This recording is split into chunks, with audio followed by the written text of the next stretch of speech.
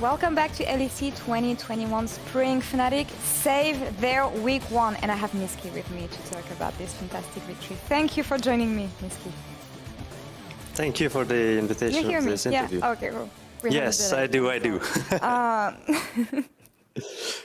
How do you feel right now after this one victory that you've been waiting for?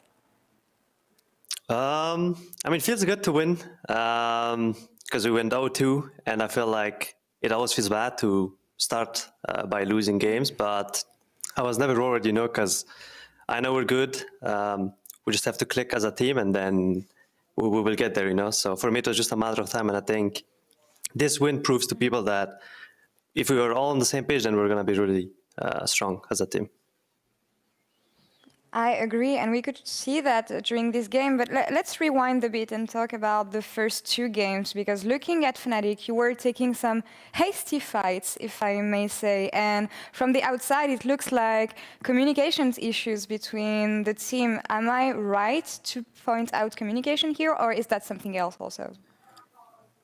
I mean, I think it's a bit of both. I think in our 2 losses, we made a lot of solo plays, not necessarily plays that were calculated, compared to today where we planned everything, everyone knew what was going on into the game, and everyone was contributing to what was going on as well. And also, yeah, sometimes we talk, like everyone talks a lot, and today I felt like everyone was way more calm, which helped a lot as well. So I'd say it's a bit of both, but for me, it's mostly all being on the same page and doing the same thing together.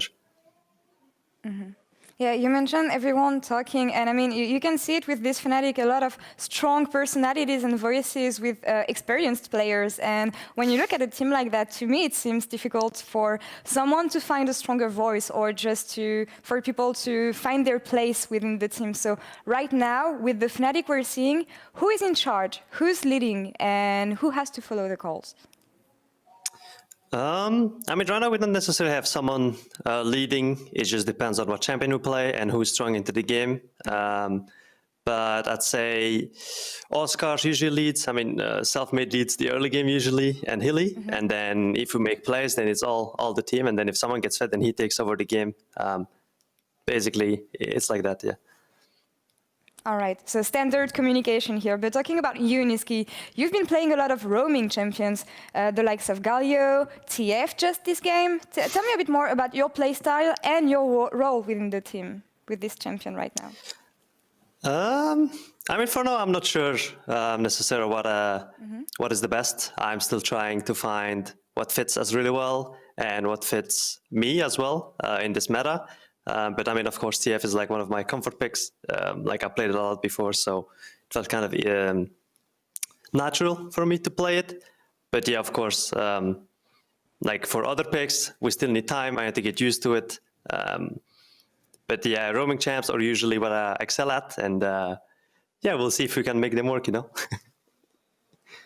I'm still waiting to see your Zoe. I know you have an incredible Zoe, and you were fantastic in NA with the champion. So hopefully you can play the champion next week. But we didn't see you in Europe for 2 years, 3 years actually, since you stayed with Cloud9.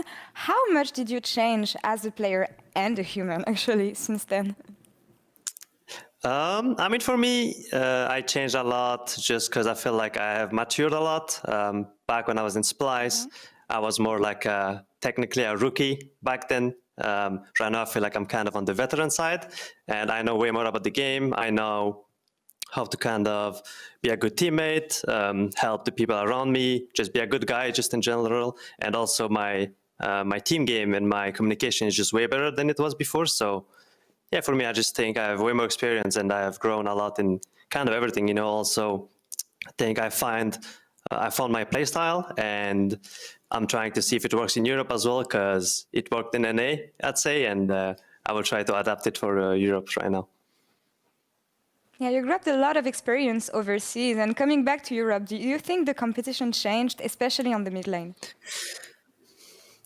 Yeah, definitely. I think in Europe, the mid laners are way more punishing than in NA, where, for example, I don't know, in NA you can kind of get away with a lot of picks, but in EU I usually don't take too many risks, like blind picking champions that are punishable. I know that EU mid-laners can punish it, right? But for example, in NA, they wouldn't.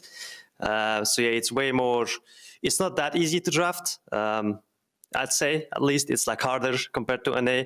And then also I think just the mid laners in EU are just better in general, mechanically, and also, yeah, just champion pool wise. Well, hopefully you can find your place, and looking forward to seeing more from FNC Nisqy. Thank you very much for the interview. Thank you. And we're going to take a break, and we'll come back for the last game of the week, G2 versus XL. Stay tuned.